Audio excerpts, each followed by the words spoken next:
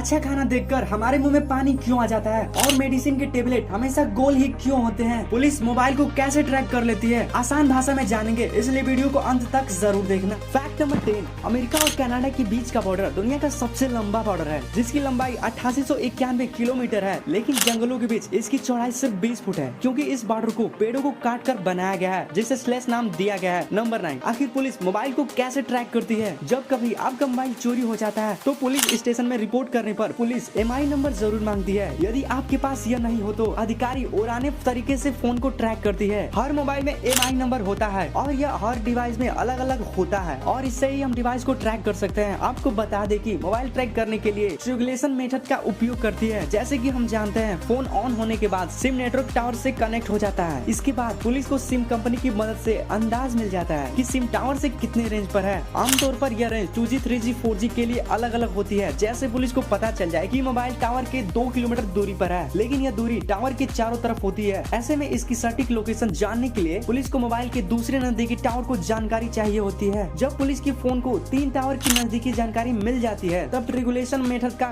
बड़ा काम आता है, जिससे मोबाइल टावर के चारों तरफ कितनी भी दूरी पर हो, पुलिस को आसानी से पता लग जाता है और पुलिस अपराधी के पास पहुंच जाती है। चोर मोबाइल चोरी करने के बाद उसकी मौजूद सिम फेंक देते हैं, लेकिन अगर उस फोन में जब भी कोई दूसरा सिम डालते हैं तो जानकारी सिम की कंपनी को पता चल जाता है, क्योंकि पुलिस सिम कंपनी को उस MI नंबर को निगरानी रखने को कह देती है। ऐसे में जब नई MI सिम डालती है तब वहाँ पुलिस पहुँच जाती है। फैक्ट नंबर 8, क्या आपको ये पता है, यदि कोई दुकानदार किसी सामान को MRP से अधिक कीमत पर बेचता है तो स्क्रीन पर दिए गए नंबर पर फोन करके शिकायत कर सकते हैं। ऐसा करने से ज्यादा कीमत वसूलने वालों पर 5 लाख तक का जुर्माना और 2 साल तक की जेल भी हो सकती है। फैक्ट नंबर 7, न्यूजीलैंड में गिसबोर्ड दुनिया का एक ऐसा अनोखा एयरपोर्ट है जिससे रनवे के बीच से ट्रेन गुजरती है। यह सुबह 6:30 से लेकर रात 8:30 तक रेल मार्ग और रनवे दोनों ही व्यस्त रहते हैं। फैक्ट नंबर 6, क्या आप जानते हो मेडिसिन हमेशा गोल ही क्यों होते हैं? कोई भी आसानी से निगल सके, इसलिए टेबलेट को गोल बनाया जाता है। टेबलेट के भीतर मौजूद दवाई का पर्यावरण एक तापमान से बचाने के लिए उस पर पॉलीमर की कोटिंग की जाती है। इसके कारण टेबलेट को हाथ लेने के बावजूद उंगलियों में भी मौजूद कीटाणु और दवाइयों को प्रभावित नहीं कर पाते। यदि टेबलेट को गोल न बनाकर यदि उसे चौकोर बना दिया जाए तो उससे गले में फंसने और गले के अंदर स्क्रैच करके संभावना काफी हद तक बढ़ जाती है। आपने भी महसूस किया होगा, अंडाकार टेबलेट निकलना थोड़ा मुश्किल होता है, जबकि गोल टेबलेट का पता नहीं चलती कब वो पेट के अंदर चली जाती है, और यही कारण है कि पेट में अंदर जाने के बाद चौकोर टेबलेट हाथों में फंस सकती है, जबकि गोल टेबलेट आसानी से निकल सकती है। फैक्ट नंबर 5, दुनिया में हमेशा आत्महत्या की चर्चा होती रहती है। इसी तरह यूरोपीय देश ने स्विट्जरलैंड में आत्मघाती सहायक उपकरण को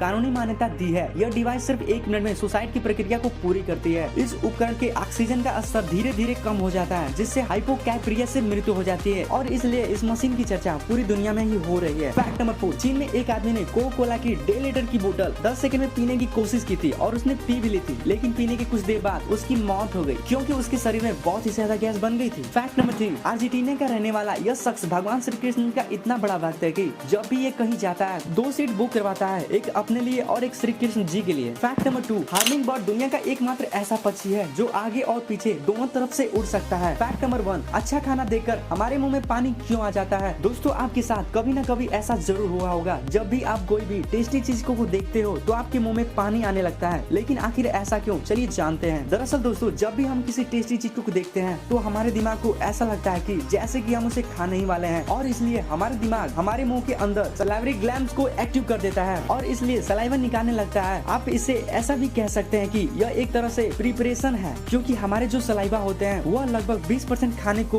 मुंह में ही डाइजेस्ट कर देता है, और इसलिए जब भी हम टेस्टी खाने के बारे में सोचते हैं या फिर देखते हैं तो हमारे मुंह में पानी आ जाता है। तो जानकारी कैसे लगी? अगर वीडियो अच्छी लगी तो वीडियो को लाइक करना, और नया हो तो चैनल को सब्सक्राइब करके उस बेल आइकन को प्रेस करना। मिलते हैं अगले वीडियो में, तब तक के लिए गुड बाय।